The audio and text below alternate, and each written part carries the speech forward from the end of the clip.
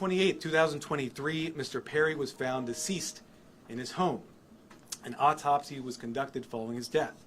That autopsy showed that he had died due to the acute effects of ketamine. Ketamine is a controlled substance. It has some legitimate uses, but it is also used illegally. It is used by people seeking to disassociate from reality.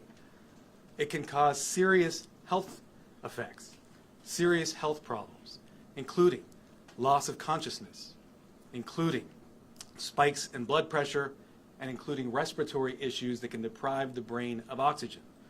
For that reason, it is a drug that must be administered by medical professionals, and the patient must be monitored closely.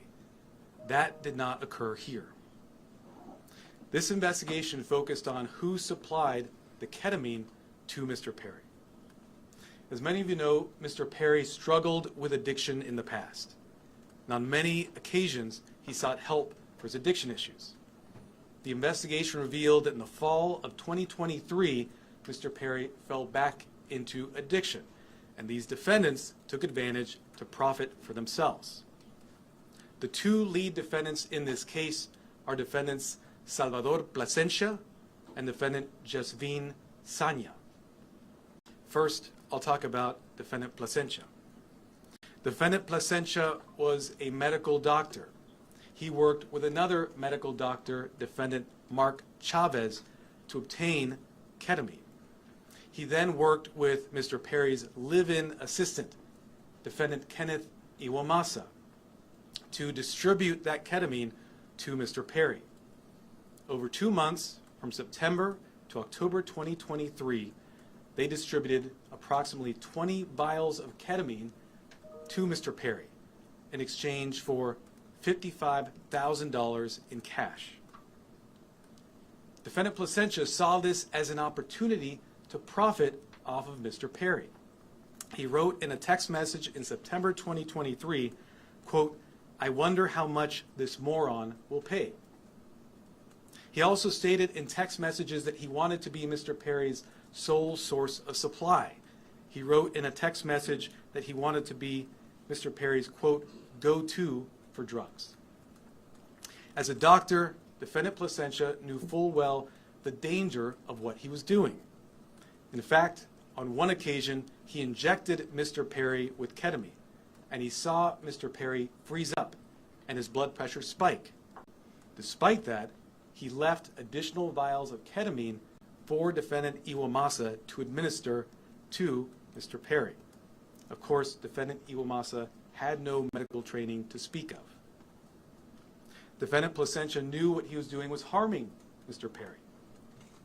He had spoken to another patient in mid-October 2023, and he told that patient that Mr. Perry was spiraling out of control with his addiction. Nonetheless, defendant Plasencia continued to offer ketamine to Mr. Perry.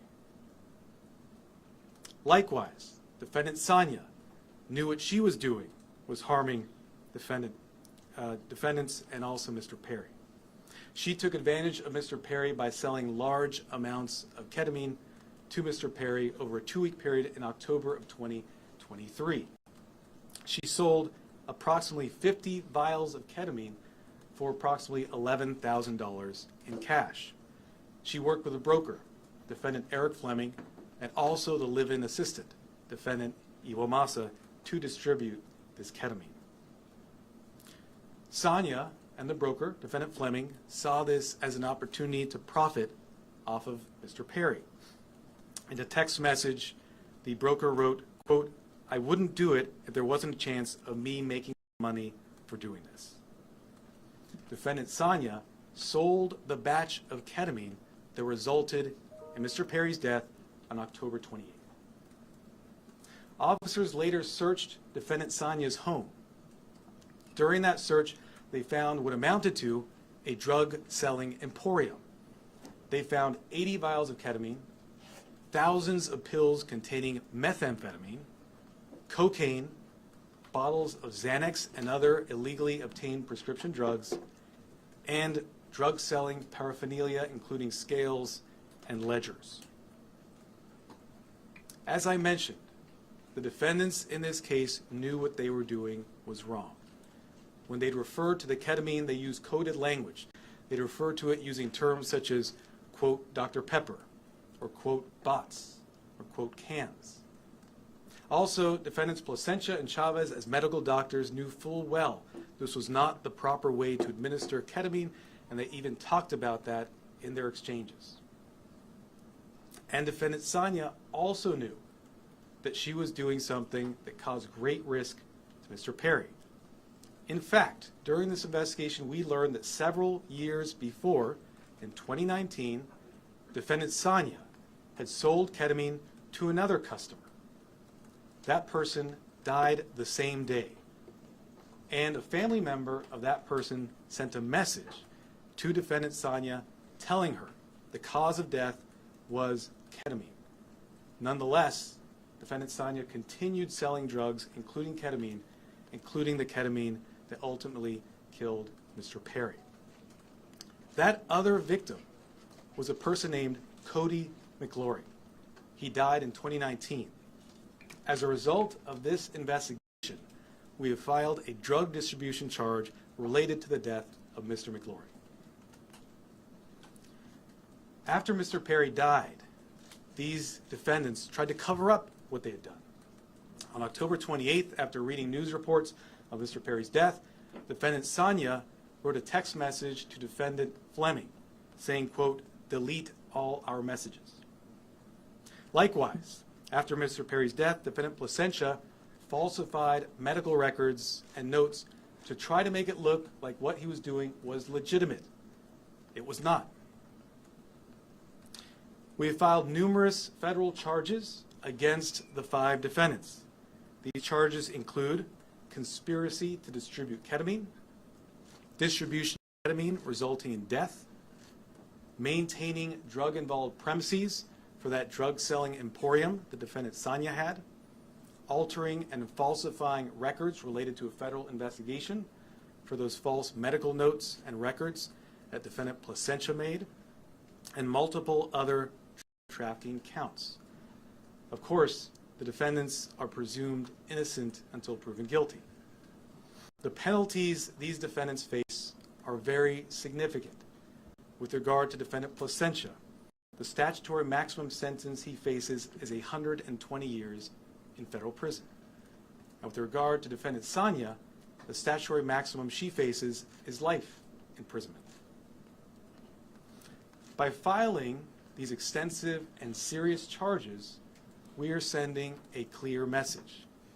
If you are in the business of selling dangerous drugs, we will hold you accountable for the deaths that you cause. This is nothing new for us. Since 2022, my office has filed over 60 cases against drug dealers who've caused the death of another person. These cases are known as death resulting cases. They are labor-intensive cases, and we work with our law enforcement partners, including ones represented here today, to bring those cases. Our office is a national leader in bringing those cases. They're very important because every victim's life counts. If you are in the drug selling business and you're selling dangerous drugs, you are playing roulette with other people's lives, just like the 5 defendants here did to Mr. Perry. Defendants nowadays are on full notice that the products they sell could result in the death of another person. Therefore, if you're in the drug business, and despite these risks you continue in the drug business, you are pushed by greed to gamble with other people's lives, be advised, we will hold you accountable. I want to thank our partners in this case, the Los Angeles Police Department, the Drug Enforcement Administration, and the U.S. Postal Inspection Service. These investigators did a phenomenal job digging into the case, looking at every angle to develop a case, a strong case, against not only those who killed Mr. Perry, but also Mr. McLaury. I want to note that these cases are important and we'll continue to collaborate with our law enforcement partners to bring them, to ensure that justice is brought to every victim. And finally, let me thank the prosecutors responsible for the investigation and the prosecution of this case. Those are Assistant United States Attorneys Ian Yanello, and Xiaohan Tsai. And now I'd like to introduce Chief of the Los Angeles Police Department, Dominic Choi. All right, good morning, and thank you, Martine.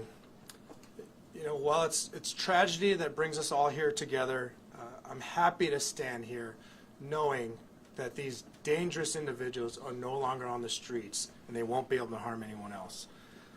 The Los Angeles Police Department and our partners here today, we're committed to investigating all cases like this, and it's regardless of someone's background or socioeconomic status. And just with all of our cases, this investigation was done impartially.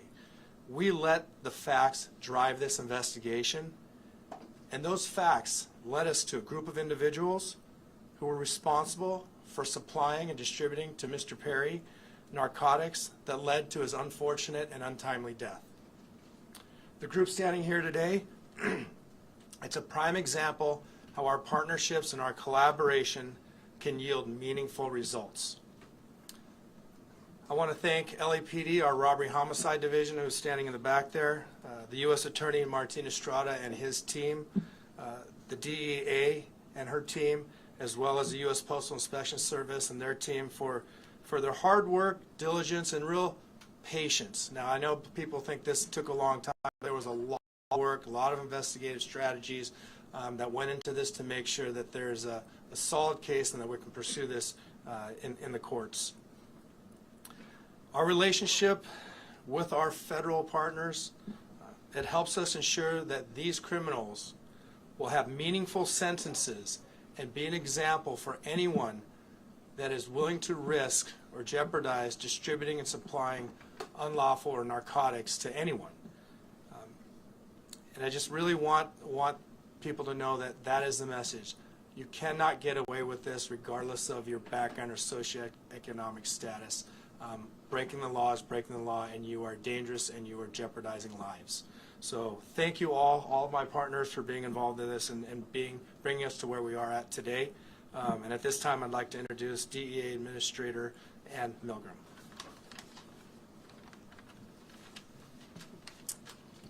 Good morning.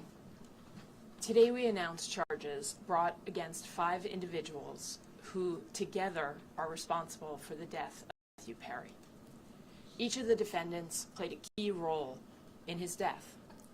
They falsely prescribed, sold, or injected the ketamine that caused Matthew Perry's tragic death. In the United States, most forms of ketamine are only approved by the Food and Drug Administration for anesthesia. A nasal spray version is approved for treatment of depression, but only in a certified medical setting. Here, Matthew Perry sought treatment for depression and anxiety and went to a local clinic where he became addicted to intravenous ketamine. When clinic doctors refused to increase his dosage, he turned to unscrupulous doctors who saw Perry as a way to make quick money. Dr. Plasencia and Dr. Chavez violated the oath they took to care for their patients. Instead of do no harm, they did harm so that they could make more money. Without performing any medical evaluation or monitoring, they supplied Matthew Perry with large amounts of ketamine in exchange for large sums of money, charging Perry $2,000 for a vial that cost Dr. Chavez approximately $12. As Matthew Perry's ketamine addiction grew, he wanted more, and he wanted it faster and cheaper. That is how he ended up buying from street dealers who sold the ketamine that ultimately led to his death. In doing so, he followed the arc that we have tragically seen with many others, whose substance use disorder begins in a doctor's office and ends in the street. Perry turned to his street dealer, Eric Fleming, who sourced his ketamine from a drug trafficker known as the Ketamine Queen, Jasveen Sangha. The ketamine supplied by Sangha would ultimately be the dose that took Matthew Perry's life. Sangha knew that the ketamine she supplied could be deadly, since in 2019 she had sold ketamine to Cody McLaury, who died at the age of 33. But despite this knowledge, she continued to sell ketamine and methamphetamine throughout Los Angeles. Matthew Perry's journey began with unscrupulous doctors who abused their position of trust because they saw him as a payday, and it ended with street dealers who sold him ketamine in unmarked vials. The desperation that led Perry to these individuals was not met with help, as it should have been from the doctors, but instead it was met with exploitation. Exploitation by those who should have guided him toward help. This betrayal of trust is at the heart of this tragedy. Since 2023, DEA has investigated nearly 500 drug poisoning and overdose cases just like Matthew Perry's. We run a national initiative known as OD Justice, where we work with our state and local law enforcement partners to conduct investigations after someone has passed away. And it is important to note that the national model we today have in every 50 state across the United States is based on the work that started here in Los Angeles. We began this work with our partners in the Los Angeles Police Department and with other local police departments and sheriff's offices in California, in the Los Angeles area, and with the U.S. Attorney's Office. And today it stands as our national model for this critical work. Together, as part of OD Justice, we work to bring justice for the lives that have been lost and to stop others from dying. Regardless of the size or scope of a drug distribution network, the DEA will work nonstop to uncover and disrupt this illegal activity, and in this case, the deadly activity. I want to close by noting that Matthew Perry's death is not just a tragic overdose. After his 2020 book openly discussed his struggles with substance use disorder, Matthew Perry told podcast host Tom Power that he would prefer to be remembered for helping people rather than for his work on Friends as Chandler Bing. And so perhaps what has happened and the tragic details that we are discussing today can help others and save lives. I want to thank the Los Angeles Police Department, the United States Postal Inspection Service, and the United States Attorney's Office in the Central District of California for their tremendous partnership and their outstanding dedication to this case. I also have the privilege of serving every single day with the men and women of the DEA, and today I want to particularly recognize the outstanding work of our Los Angeles Field Division, as well as our diversion investigators who tirelessly worked on this case to bring justice to the victims and the families. Thank you.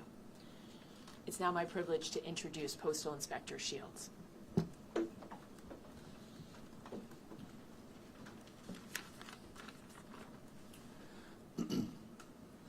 Good morning, and again, welcome. I'd like to thank U.S. Attorney Martin Estrada for his tireless dedication to protecting the residents of the Central District of California and his partnership with the Postal Inspection Service. As the nation's oldest law enforcement agency, the Postal Inspection Service has had a long, proud, and successful history of combating criminals who misuse our nation's postal system and cause harm to our employees and customers. This is our mission. In this case, our agency, in partnership with the Los Angeles Police Department, the Los Angeles Drug Enforcement Administration, and the U.S. Attorney's Office, worked to seize, search, and analyze evidence that has culminated in arrests and a dismantling of the group that is responsible for providing the ketamine and the reported contributed to the death of Matthew Perry.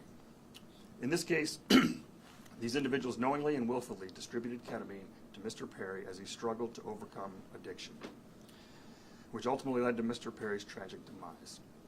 Unfortunately, every day in this country, families are grieving for their loved ones lost to drug overdoses. We want these families and the American public to know that the Postal Service will not be an unwitting accomplice to anyone using the U.S. mail to distribute illegal drugs or drug paraphernalia. The Inspection Service continues to work tirelessly to rid the mail of illicit drugs, fight drug trafficking and the associated violence, preserve the integrity of the mail, and most importantly, provide a safe environment to postal employees, customers, and the American public. Postal Inspection Service is turning the tide against drug dealers. Detecting and stopping their shipments is only the beginning. Tracing illegal drugs back to the source and shutting them down is the ultimate mission. Once again, a tremendous thank you to our partners in federal and state and local law enforcement, as well as the U.S. Attorney's Office, for their continued collaboration and hard work in support of this mission. Thank you.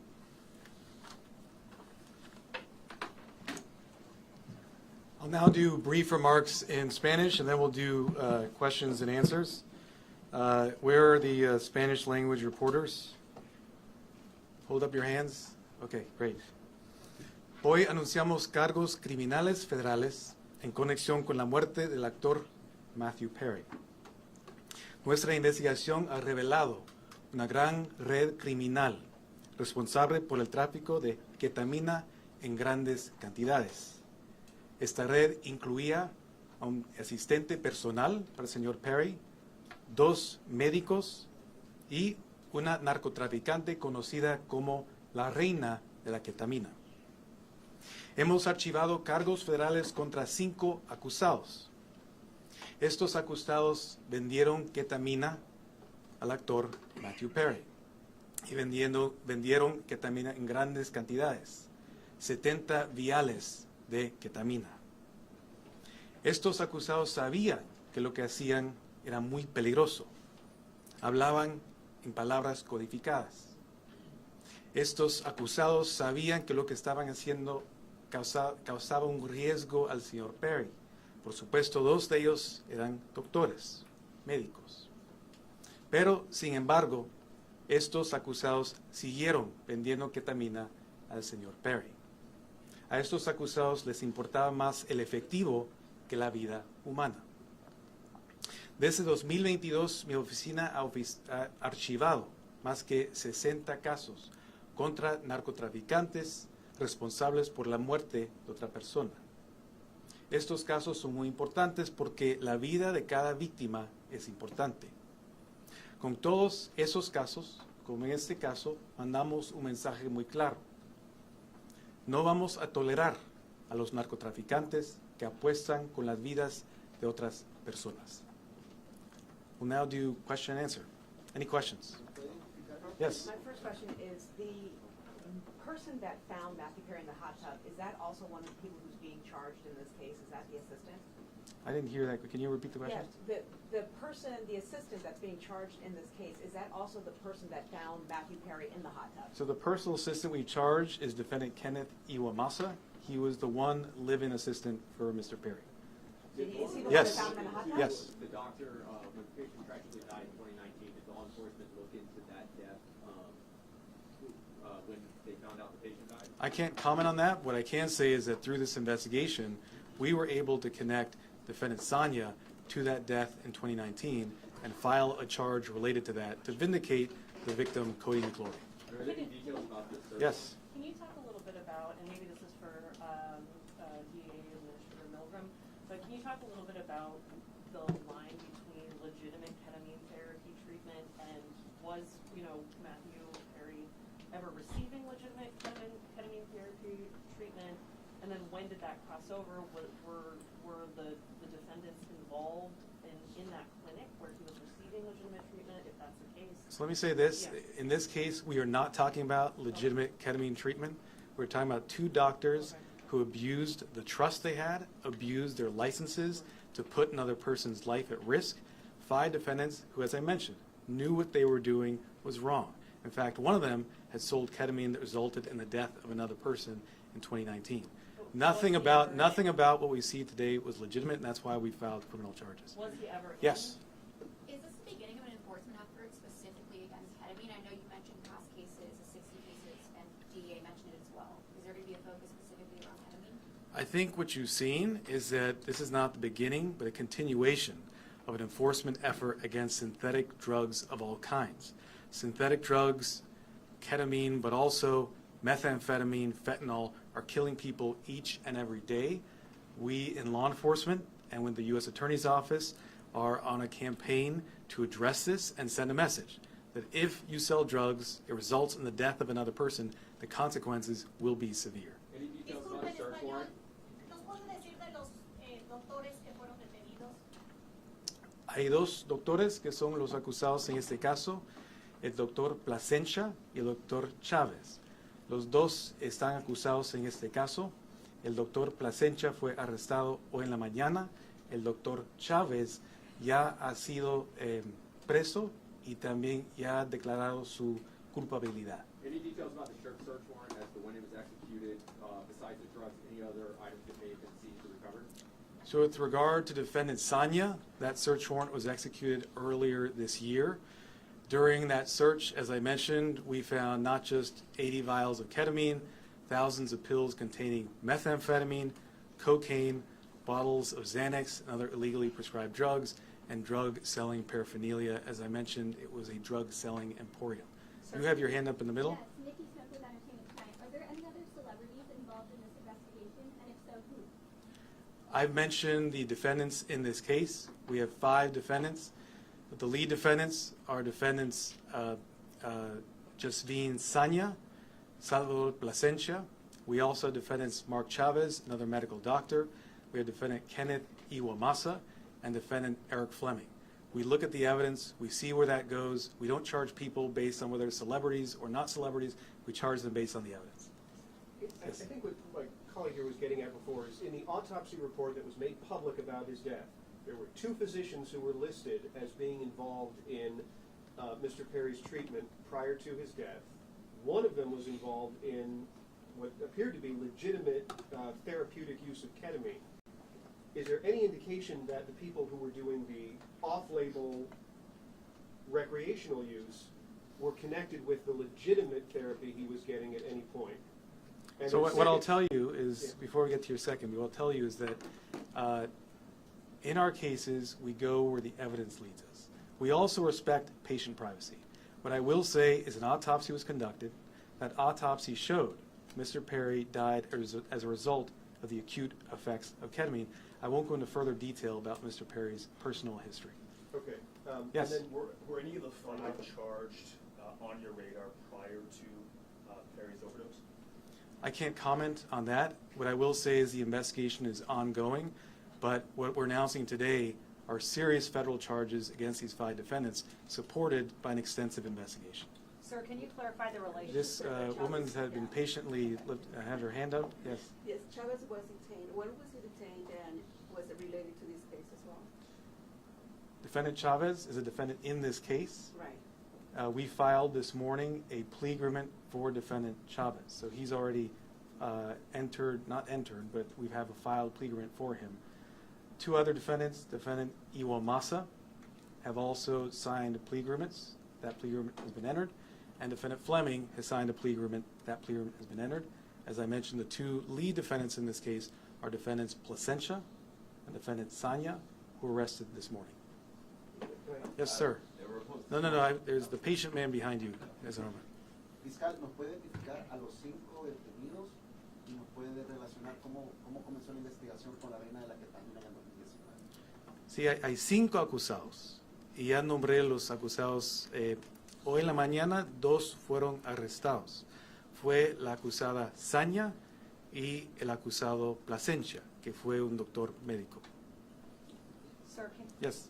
Yeah, there were reports this morning that the investigation could have uncovered other Hollywood celebrities who may have been buying from this same network. Is that accurate? Can you give us any sense of the customers that they were dealing with? So I can't comment on reports that are out there, their accuracy or inaccuracy. What I can tell you are the facts that we developed through our investigation. Those facts are what I've related to you this morning. Yes. You mentioned the queen of ketamine out of North Hollywood. What does that actually mean? How big was the network of people to whom she was selling narcotics and specifically ketamine? What I can say about defendant Sanya, known as the ketamine queen, was that she was a major source of supply for ketamine to others as well as Mr. Perry.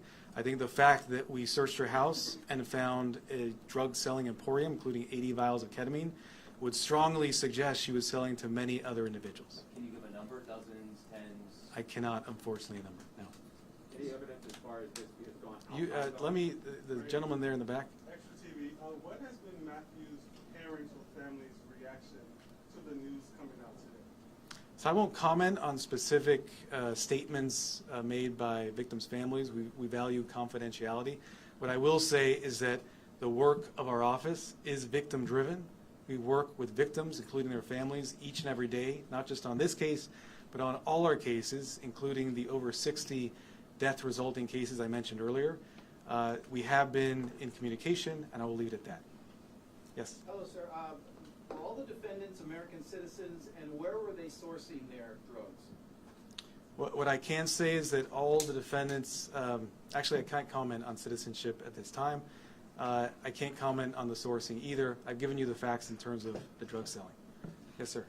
With regard to the death of Mr. McClure, the other victim, you see that his death was also a ketamine overdose. Did that investigation into his death link the investigation with Perry, or was it only after the death of Perry that you realized the link with Mr. McClure's death?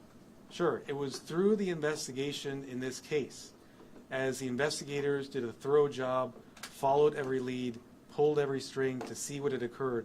They learned about the extent of defendant Sanya's criminal conduct and learned about the sale in 2019. And because of that investigation, we have filed a charge related to the death of victim McClure. And that's important because we want to vindicate all victims who suffered these types of tragedies. So I'll do 2 more questions. do you have any reason to believe that this so-called queen of ketamine is linked to any more deaths? Are there any more investigations into any more possible deaths she could be linked to? I think, as I mentioned, we've linked her to sales of ketamine, which resulted in at least 2 deaths. We searched her home. We found a drug-selling emporium. I can't comment. I can't speculate on things such as what you're suggesting. I will say, in this case, she is facing very significant federal charges, including a charge that carries a 10-year mandatory minimum sentence. Yes, sir. Were these 5 continuing to sell ketamine or other drugs after Perry's death? I can't comment on that in terms of where they were selling. No, like but in terms of afterwards? Were they what I still- can say is that we searched the home of one of the defendants following Mr. Perry's death. She had 80 vials of ketamine, thousands of pills of methamphetamine, cocaine, bottles of Xanax. Thank you very much. Appreciate it. Can you just clarify the relation? Really, did the doctors work with the street dealers specifically, or was that a separate sale of ketamine, or were they connected to? So last question, because you've been so patient. We charge a conspiracy here. The conspiracy is against all 5 defendants for selling ketamine to Mr. Perry. Thank you so much. All right, thank you, ladies and gentlemen. The press release is out. It's online. We've emailed it. It's on social media. So